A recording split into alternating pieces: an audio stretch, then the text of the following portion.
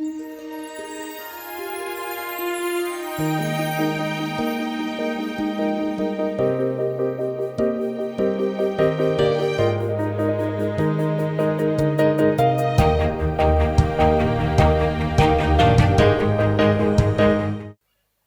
వార్త 19వ అధ్యాయంలో ఒక వ్యక్తి స్టోరీ దేవుడు రాయించాడు. ఆ వ్యక్తిని ఆ సమాజంలో పాపి అయిన మనుష్యుడు అన్నారు. మీకు అందరికీ చాలా చాలా చాలా సుపరిచితమైన వ్యక్తి, బోల్డ్ అంతమంది దైవజనులు ప్రసంగాల్లో చెప్పినటువంటి వ్యక్తి జక్కయ్య. ఒకసారి మీరు ఆ అధ్యాయాన్ని తీస్తే కొన్ని మాటలు చదువుకొని ప్రార్థన చేసుకొని వాక్య ధ్యానం చేద్దాం. లూకాసు వార్త 19వ అధ్యాయము 1వ వచనం నుంచి చదువుదాం. ఆయన సంచరించుచు ఎరికో పట్టణములో ప్రవేశించి దాని గుండా పోవచ్చుండెను. ఇదిగో, సుంకపు గుత్తదారుడును ధనవంతుడునైన జక్కయ్య అను పేరుగల ఒకడు యేసు ఎవరో అని చూడగోరెను గాని పొట్టివాడైనందున జనులు గుంపు కూడి ఉండుట వలన చూడలేకపోయెను. అప్పుడు యేసు ఆ త్రోవను రానయ్యుండెను గనుక అతడు ముందుగా పరుగెత్తి ఆయనను చూచుటకు ఒక మేడు చెట్టెక్కెను. యేసు ఆ చోటికి వచ్చినప్పుడు కన్నులెత్తి చూచి, జక్కయ్య, త్వరగా దిగుము, నేడు నేను నీ ఇంట నుండవలసి ఉన్నదని అతనితో చెప్పగా అతడు త్వరగా దిగి సంతోషముతో ఆయనను చేర్చుకొనెను. అందరూ అది చూచి ఈయన పాపి అయిన మనుషుని యొద్ద బస చేయ వెళ్ళినని చాలా సనుగుకొనిరి. మనం చదువుకున్నటువంటి వాక్య భాగంలో జరిగిన ఉదంతం మీకు అందరికీ చాలా సుపరిచితం.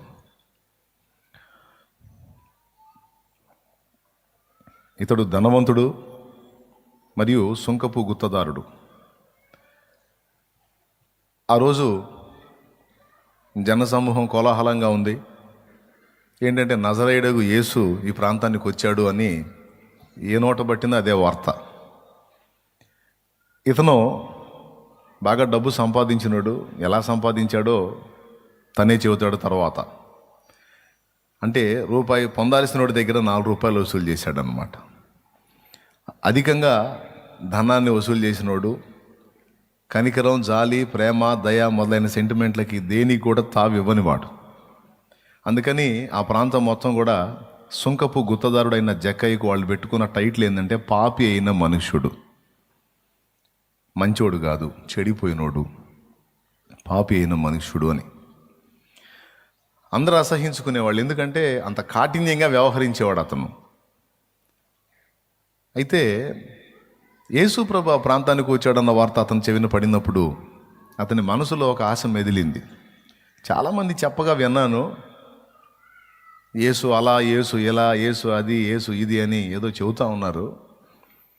అసలు ఏంటి యేసు అని, యేసు ఎవరో చూద్దాం అనుకున్నాడట.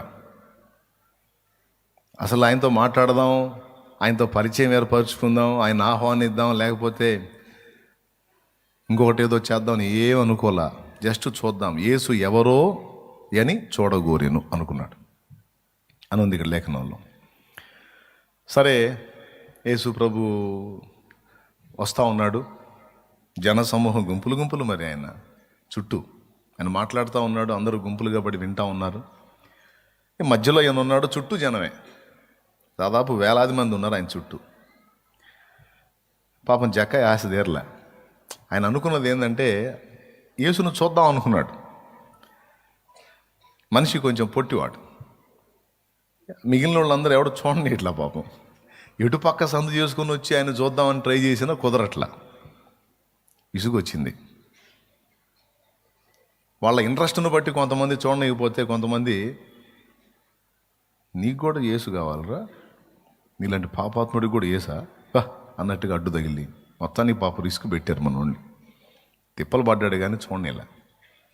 అయితే లోకంలో సామెత ఉంది, పుట్టోళ్ళు కొంచెం తెలివితేటలు ఎక్కువ ఉంటాయని. అది నిజమో కాదో నాకు తెలియదు, మరి దేవునికి స్తోత్రం. జక్కయ్య దగ్గర మాత్రం మనకు అది అర్థమైంది స్పష్టంగానే. ఏం చేశాడు తెలుసా? అరే మీరు చూడనికపోతే నాకు ఇంకేం అవకాశాలు లేవా? నేను ఎట్లనన్నా సరే యేసుని చూడాలి.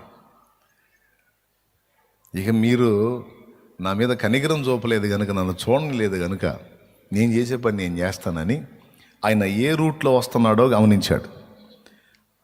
ఆ రూట్లో ముందే పరిగెత్తిపోయి తనకు అనుకూలమైన చెట్టు ఒకటి, మేడి చెట్టు ఒకటి చూసుకొని ఎక్కాడు దాన్ని. ఆ వయసోడు పరిగెత్తటం ఒక విడ్డూరం అయితే, పోయి చెట్టు ఎక్కటం మరో విడ్డూరం. అంటే తను అనుకున్న దాన్ని సాధించడానికి, తను అనుకున్న దాన్ని నెరవేర్చడానికి ఆ మనిషిలో ఉన్న పట్టుదల, అతనిలో ఉన్నటువంటి తెగింపు ఓ ప్రత్యేకమైన విషయాలు. ఆ వయసోడు పరిగెత్తుతుంటే జనం ఏమనుకుంటారో అని అనుకోవాలా. చెట్లు ఎక్కుతుంటే ఏమనుకుంటారు, ఏం చిన్న పిల్లవాడంటాయా నువ్వు, బుద్ధి లేకుండా చెట్లు ఎక్కుతున్నావు, ఏదో కోతికొమ్మ చాట్లాగా అంటారు. ఇవన్నీ ఏం పట్టించుకోవాలా. ఎవరు ఏమనుకుంటే నాకెందుకు, నేను యేసును చూడాలి అంతే. తాను యేసును చూడాలి అన్న ఒకే ఒక్క కోరికే, ఒకే ఒక్క ఆశ అతన్ని పరిగెత్తించింది మరియు చెట్టెక్కించింది.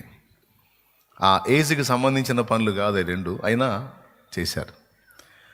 చెట్టెక్కాడు, చెట్టెక్కి కూర్చున్నాడు. జనసమూహంలో యేసు మాట్లాడుతూ వస్తున్నాడు. యేసు ప్రభువుని చూసి ఆనందపడుతున్నాడు. ఓ, ఈయన బాగున్నాడు, ఆయన మాట్లాడే తీరు కూడా బాగుంది, నన్ను చూడనీరా, యేసుని నన్ను చూడనీరా, చూడండి, మీరు చూడనిపోతే నాకు లేదు ఈ అవకాశం. మీరు ఆయన ముఖమే చూస్తున్నారు, నేను ఆయన నడినెత్తి మొదలుకొని సర్వ శరీరం చూస్తున్నాను అని లోపల లోపల ఆనందపడుతున్నాడు.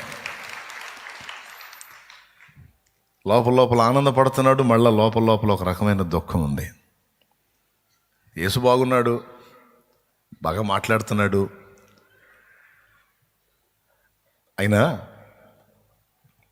ఆయనతో ఉండటానికి, ఆయన ఆశీర్వాదాలు పొందడానికి, ఆయనతో వ్యవహరించడానికి వాళ్ళు తగినోళ్ళు, నేను తగినోడిని కాదు, నాకు అర్హత లేదు. ఎందుకంటే నా మనస్తత్వం మంచిది కాదు, నేను కఠిన హృదయుడిని, నేను జాలి దయలు సెంటిమెంట్లు పెట్టుకునేవాడిని కాదు. ఎవరి దగ్గరైనా సరే అవకాశం ఉన్నంత వరకు డబ్బు లాగటమే నా పని, నాకు ఇంకా ఏ సెంటిమెంట్లు లేవు. నేను పాపి అయిన మనుషుణ్ణి అని నాకు తెలుసు, ఊరు మొత్తానికి తెలుసు. ఎవరికి తెలుసు? నాకు తెలుసు, ఊరు మొత్తానికి తెలుసు. కాబట్టి నాకు తెలిసినప్పుడు, ఊరు మొత్తానికి తెలిసినప్పుడు దేవుడికి తెలియదా? దేవుడికి కూడా తెలుసు. కాబట్టి పొరపాటును కూడా నన్ను ఆయన అంగీకరించడు. ఎందుకంటే నేను పాపిని. అందుకే వాళ్ళు నన్ను రానిలేదు. న్యాయమే, నీలాంటి వాడికి ఎందుకురా యేసు అని నెట్టేశారు. పర్వాలేదు, న్యాయమే అది. ఎందుకంటే నేను అర్హుణ్ణి కాదు, దయా దాక్షిణ్యాలు లేని కఠినుణ్ణి అని ఏదో తన ఫీలింగ్స్ తనకి, తన బాధ తనది. ఏంటో యేసు ప్రభుని చాలామంది చూస్తున్నారు. ఇంకా అక్కడ చెప్పాలంటే మహాపరిశుద్ధులు కూడా ఉన్నారు అక్కడ, వాళ్ళు కూడా చూస్తున్నారు యేసు ప్రభుని. చూడండి, యేసు ప్రభు చుట్టూ ఉన్నవాళ్ళు పరిసయ్యులు ఉన్నారు, శాస్త్రులు ఉన్నారు, సద్దుకాయులు ఉంటారు, యూదులు ఉంటారు, యూదేతరులు కూడా కొంతమంది ఉంటారు. వాళ్ళు యేసుకు దగ్గరలోనే ఉన్నారు, యేసుకు సమీపంలోనే ఉన్నారు, యేసును తాకుతున్నారు, యేసు మీద పడుతున్నారు. జక్కయ్య అనేవాడు దూరంగా ఉన్నాడు, చెట్టు మీద ఉన్నాడు. అతని ఆలోచనలు ఒక రకంగా ఉన్నాయి, ఇక్కడ ఉన్న వాళ్ళ ఆలోచనలు ఒక రకంగా ఉన్నాయి. యేసు ప్రభుని ఒక వ్యక్తి కలుసుకున్నప్పుడు లేదా తెలుసుకున్నప్పుడు అతనిలో కొన్ని సంభవాలు జరుగుతాయి. సరిగ్గా కానీ ఒకడు ఆత్మలో యేసును కలుసుకుంటే,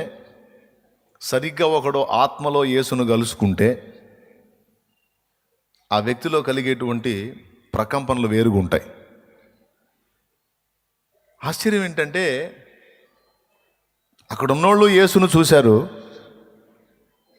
ఈ జక్కయ్య అనే వ్యక్తి కూడా యేసును చూశాడు.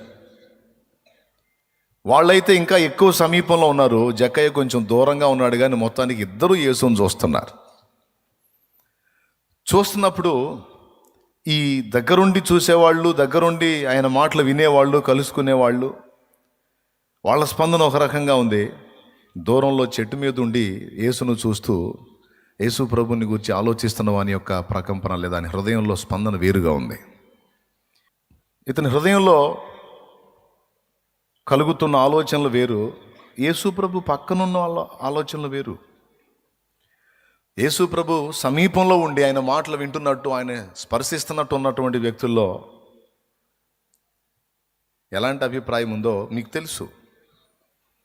జక్కయ్యతో మాట్లాడి, జక్కయ్య పద నేను ఈరోజు నీతో కూడా ఉండాలి, నీ ఇంట్లో ఉండాలని యేసు ప్రభు అన్నప్పుడు పక్కన ఉన్న వాళ్ళు ఏమనుకున్నారంటే, ఈయన పాపి, ఈయన మనుషుని దగ్గరికి వెళ్తున్నారు, ఈయన పాపులతో తిరుగుతున్నాడు, ఏంటి ఈయన అని సణుక్కున్నారని ఉంది అక్కడ. ఎవరు? ఆయన పక్కన ఉన్నోళ్ళు. చెట్టు మీద ఉన్నాడు నిజంగా పాపే అయిన మనుషుడు తను పాపే అనుకున్నాడు. దేవుడు కూడా నన్ను ఒప్పుకోడు, ఎందుకంటే నాలో మంచి లేదు, నేను ఒక అసహ్యమైన వ్యక్తిని, కాబట్టి ఏదన్నా దేవుడు కనికరిస్తే వాళ్ళని కనికరిస్తాడు, వాళ్ళు మంచోళ్ళు, నా అంత నీచులైతే కాదు. అమ్మో మందేడ మరి దారుణం అయితే తన ఫీలింగ్ తను తాను అసహించుకుంటున్నాడు. యేసు ప్రభుని చూసినప్పుడు, యేసు ప్రభుని తెలుసుకున్నప్పుడు, యేసు ప్రభుని సరిగ్గా ఒక వ్యక్తి కలుసుకున్నప్పుడు, బాగా వినాలి, ఇది కీలకమైన మాట. యేసు ప్రభుని చూసినప్పుడు, యేసు ప్రభుని తెలుసుకున్నప్పుడు, లేక యేసుని ఆత్మలో కలుసుకున్నప్పుడు ఒక వ్యక్తిలో కలిగేటువంటి మొట్టమొదటి స్పందన ఏంటంటే, తన స్థితి ఏంటో తను గుర్తిస్తాడు. ఇది మీకు అర్థమైందో లేదో నాకు తెలియదు, ఇది చాలా ముఖ్యమైన విషయం. తన స్థితి ఏంటో తను గుర్తుపడతాడు. లోకుల సంగతి కాదు. పక్కన ఉన్న వాళ్ళని చూస్తే వాడు పాపి, వీడు పాపి, వాడు తేడా, వీడు తేడా అనుకుంటున్నారు. యేసుప్రభు పక్కనే ఉన్నారు, యేసుప్రభు దగ్గరే ఉన్నారు, యేసుప్రభుతోనే ఉన్నారు, యేసుప్రభు సమీప్యం అనుభవిస్తున్నారు, అప్పుడప్పుడు ఆయన మీద పడుతున్నారు తోపులాట్లో. కానీ వాళ్ళు నిజంగా యేసును కలుసుకోవాలా. యేసు పక్కనే ఉన్నారు కానీ యేసు ఆత్మకు వాళ్ళు చాలా దూరంలో ఉన్నారు. ఈ పాపైన మనుషుడు అనుకున్నవాడేమో వాస్తవానికి చెట్టు మీద ఎక్కడో దూరంగా ఉన్నాడు, కానీ తన ఆత్మలో ఆయనకు చాలా సమీపం అయిపోయాడు. ఇది నాకు ఆశ్చర్యాన్ని కలిగించిన విషయం. Praise the lord. యేసు ప్రభుని సరిగ్గా ఒక వ్యక్తి కలుసుకుంటే, యేసు ప్రభుని సరిగ్గా ఒక వ్యక్తి ఎరిగి ఉంటే, ఆ వ్యక్తిలో మొట్టమొదట కనిపించేటువంటి లక్షణం తానేంటో తాను గుర్తుపడతాడు. తన స్థితి ఏంటో, తన స్థాయి ఏంటో, తన లోపాలేంటో, తన పాపాలేంటో, తన బలహీనతలేంటో, తన వైఫల్యాలేంటో తను గుర్తుపడతాడు, స్త్రీ అయినా పురుషుడైనా. ఆ గ్రహింపు ఒక వ్యక్తికి రాలేదు అంటే వాళ్ళు సరిగ్గా ఇంకా యేసును కలుసుకోలేదు, తెలుసుకోలేదు, ఆయనను ఎరుగలేదు అని అర్థం. Praise the Lord. హల్లెలూయా. నా మట్టుకు నేను గ్రహించింది అది. నిజంగా దేవుణ్ణి ఎరుగుట అనే దానిలో బైబిల్లో రకరకాలుగా యేసు ప్రభుని ఎరిగారు జనం. కానీ జక్కయ్య ఎరిగిన తీరు వేరు, మరికొంతమంది భక్తులు ప్రభువుని ఎరిగిన తీరు వేరు. ఉదాహరణకి యేసు ప్రభు ఉన్న ప్రాంతంలో అక్కడ ఉన్నటువంటి యూదులు కొంతమంది యేసు ప్రభు వారి మధ్య బోధ చేసిన, కార్యాలు చేసిన అవి చూసినప్పుడు వాళ్ళు ఏమనుకున్నారంటే, ఇతడు వడ్లవాని కుమారుడు కాడా, ఇతడు మరియ కుమారుడు కాడా, ఇతని తల్లి పేరు మరియ కదా, వడ్లవాడు యోసేపు కుమారుడు కదూ, సీమోను, యాకోబు, యోసేపు, యోదా అనే నలుగురికి అన్నగదు, ఇతని తమ్ముళ్ళేగాళ్ళు, వడ్రంగం పనిచేసే యేసు కదూ, మనకి చెక్కబాలలు చేసి ఇచ్చాడు, కుర్జీలు చేసి ఇచ్చాడు యేసు. అవును ఆ కుర్రోడు, ఆ కుర్రోడే. వాళ్ళు ఎరిగింది అది. వాళ్ళు ఏమి ఎరిగారు? వడ్రంగం పనిచేసే యేసు అని ఎరిగారు. అందుకే వాళ్ళ మాటలన్నీ కూడా అక్కడే ఉన్నాయి. వాళ్ళ సమాజంలో ఒక కుటుంబానికి చెందిన వ్యక్తిగా, వడ్లవాడు అంటే వడ్రంగం పని చేసేవాడు, వాళ్ళ నాన్న వడ్రంగం పని చేస్తాడు, ఈ అబ్బాయి కూడా మనకి పని చేసి పెట్టాడు అని ఇంతవరకే వాళ్ళు ఎరుగుదురు. ఇక్కడ ఎందుకు ఈ మాట నేను మీకు అందిస్తున్నానంటే, మనం దేవుణ్ణి ఏ స్థాయిలో ఎరుగుతామో దేవుని దగ్గర నుండి ఆ స్థాయిలోనే మనం ఫలం పొందగలం. Praise the Lord. దేవుణ్ణి మనం ఏ స్థాయిలో ఎరుగుతామో ఆ స్థాయిలో మాత్రమే మనం దేవుని యొద్ద నుండి ఫలాన్ని పొందగలం. కొంతమంది ఎరిగిన తీరు ఎలా ఉంది, ప్రభువుని తెలుసుకున్న తీరు ఎలా ఉంది. ఎలా ఉంది? వడ్లవాని కుమారుడు అంట, మరియమ్మ కొడుకంట. వాళ్ళకి చిన్నప్పటి నుంచి తెలుసంట, చిన్నప్పటి నుంచి తెలుసంట. వాళ్ళకి చెక్క బల్లలు కూడా చేసి ఇచ్చాడంట, వాళ్ళ కుర్చీలు బల్లలు చేసి ఇచ్చాడంట. అయితే మంచి ప్రవర్తన కలిగినోడంట. ఎంతవరకు మాట్లాడాలో అంతవరకే మాట్లాడతాడు, చాలా నిబద్ధతతో ఉంటాడు, మంచి కుర్రాడు. అంతవరకే ఎరుగుదురు వారు యేసుని. కాబట్టి ఇక వాళ్ళకి ఏం ప్రాప్త? చెక్క బల్లలు ప్రాప్త, కుర్జీలు ప్రాప్త, స్తోత్రం, ప్రాప్తి, అంతవరకే ప్రాప్తి. వాళ్ళు ఆ స్థాయిలో ఎరిగారు. ఇక అంతకు మించి యేసుని ఎరగలేదు వాళ్ళు. మళ్ళీ వాళ్ళ మధ్యలోనే తిరిగాడు సంవత్సరాలు, వాళ్ళ మధ్యలోనే వ్యవహరించాడు, కార్యాలు కూడా వాళ్ళ ముందు చాలా చేశాడు. అయినా వారు ఆ పరిధి దాటి యేసుని ఇంకొంచెం తెలుసుకోవడానికి ప్రయత్నం చేయలే. దానికి కారణం అహం అడ్డొచ్చేసింది. చనువు, స్వతంత్రం, ఏముందిలే మావాడేగా మనోడేగా అన్నట్టు. కొంతమంది అన్నట్టు, ఏది నేనా మారు మనసా బాప్తిస్మా, మా నాన్న ఎవరో తెలుసా నీకు? మా నాన్న సంఘ పెద్ద అంటారు కొంతమంది. ఏమంటారు? అది మా నాన్న ఎవరో తెలుసా నీకు? మా నాన్న సంఘ పెద్ద. మా అమ్మ మామూలు ప్రార్థనా పరురాలు కాదు. మరి నువ్వు? నాదేముందిలే, నేను ఆల్రెడీ దేవుని బిడ్డలో కొడుకునే, దేవుని బిడ్డలో బిడ్డనే, నాకేం ఉంటుంది అని కొంతమంది అట్లా ఫీల్ అవుతూ ఉంటారు. అంటే వారి తల్లిదండ్రి దేవుణ్ణి ఎరిగిన వాళ్ళు, ఆ భక్తులకు పుట్టిన సంతానంగా నేనున్నాను కనుక ఇక నేనేం స్పెషల్గా ఇది చేయాల్సిన అవసరం లేదు, ఆల్రెడీ మా అమ్మ మా నాన్న భక్తి పనులు. యేసు ప్రభు గురించి నాకు యేసు ప్రభు గురించి ఉయ్యాల్లో ఉగ్గుపాలతో నేను తెలుసుకున్నాను యేసు ప్రభుని. నాకు యేసు ప్రభు గురించి నువ్వు చెప్పేది? నాకు ఉయ్యాల్లో ఉగ్గుపాలతో పసిపాపగా ఉన్నప్పుడే నాకు తెలుసు. మమ్మ నన్ను ఉయ్యాల్లో వేసి జోలపాట్లు అయ్యే పాడింది. చర్చి మా సమాజంలోనే ఉంది. బైబిల్ మా కొత్త కాదు, ఎప్పుడు నాకు తెలుసు బైబిల్లో మత్తయి తెలుసు, మార్కు తెలుసు, లూకా తెలుసు, యోహాను తెలుసు, అబ్రహాం తెలుసు, దావీదు తెలుసు, ఇస్సాకు తెలుసు, యాకోబు తెలుసు, దానియేలు తెలుసు. చిన్నప్పటి నుంచి సండే స్కూల్లో, అలాగే మేము అప్పుడప్పుడు చర్చి బయట కూర్చున్నప్పుడు, కుర్రోళ్ళతో కలిసి మేము కూర్చున్నప్పుడు, ముసలోళ్ళతో కలిసి కూర్చున్నప్పుడు చర్చిలోంచి వినపడే మాటలు మాకు రోజు ఎప్పుడు వింటూనే ఉంటాం. మాకు తెలియదా? ఓకే, తప్పులేదు, తెలుసుకోవచ్చు అంతవరకు. మాకు తెలియని యేసు కాదు, మాకు తెలియని బైబిల్ కాదు, మాకు తెలియని పాస్టర్ కాదు, మాకు తెలియని చర్చి కాదు, మాకు తెలియని కోటాలు కాదు, మాకన్నీ తెలుసు. కథ మీకు అంతవరకే. హద్దు పడిపోయింది. అంతకు మించి లోతుకి వెళ్ళడానికి ఇష్టపడకపోతే ఎంత డేంజరో చూడండి.